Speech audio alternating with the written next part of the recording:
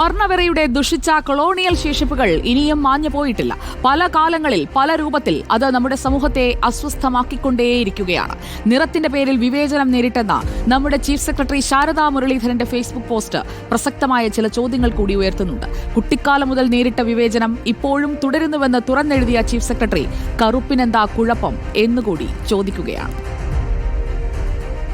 4 വയസ്സുള്ളപ്പോൾ ഞാൻ അമ്മയോട് ചോദിച്ചിട്ടുണ്ട്, ഗർഭപാത്രത്തിലേക്ക് എന്നെ തിരിച്ചെടുത്ത വെളുത്ത നിറമുള്ള സുന്ദരിക്കുട്ടിയായി ഒന്നുകൂടി ജനിപ്പിക്കാമോ എന്ന്. കറുപ്പിൽ സൗന്ദര്യമോ ഗുണമോ കണ്ടെത്താൻ എനിക്ക് മടിയായി. വെളുത്ത ചർമ്മം വിസ്മയമായി. ഫെയർ എന്ന തോന്നലുള്ള എന്തിനോടും അതെല്ലാം നല്ലതും പൂർണ്ണ ഗുണങ്ങളാൽ സുന്ദരവുമായി തോന്നി. ചീഫ് സെക്രട്ടറി ശാരദാ മുരളീധരന്റെ വൈകാരിക കുറിപ്പിലെ വാചകങ്ങളാണിത്. കഴിഞ്ഞ ദിവസം തന്നെ കാണാനെത്തിയാൾ നിറത്തെ കൂട്ടുപിടിച്ചു നടത്തിയ അഭിപ്രായ പ്രകടനമാണ് ഈ തുറന്നെഴുത്തിന് പിന്നിൽ. തന്റെയും ഭർത്താവും മുൻ ചീഫ് സെക്രട്ടറിയുമായ വേണുവിന്റെയും നിറവ്യത്യാസത്തെക്കുറിച്ചായിരുന്നു അയാൾ പറഞ്ഞത്.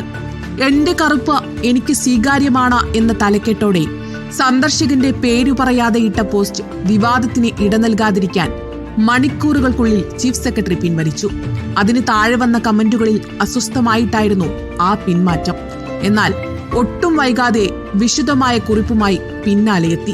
ഇത് സമൂഹം ചർച്ച ചെയ്യപ്പെടേണ്ട വിഷയമാണെന്ന ബോധ്യത്തിന്റെ അടിസ്ഥാനത്തിലായിരുന്നു ആ തുറന്നെഴുത്ത്.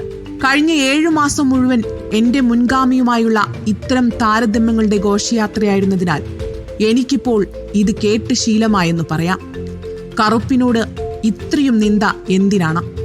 പ്രപഞ്ചത്തിലെ സർവ്വവ്യാപിയായ പൊരുളാണ് കറുപ്പ്. എന്തിനേയും ആഗിരണം ചെയ്യാൻ കഴിവുള്ളതാണ് കറുപ്പ്. കറുപ്പിൽ ഞാൻ കാണാതിരുന്ന ഭംഗി എനിക്ക് കാട്ടിത്തന്നത് എന്റെ മക്കളാണ്. കറുപ്പെന്നാൽ അതിസുന്ദരമാണെന്ന് അവർ കരുതി. അതിൽ ഞാൻ കാണാത്ത ഭംഗി അവർ കണ്ടുകൊണ്ടേയിരിക്കുന്നു. ഇങ്ങനെയാണ് ആ കുറിപ്പ് അവസാനിക്കുന്നത്. News desk reporter.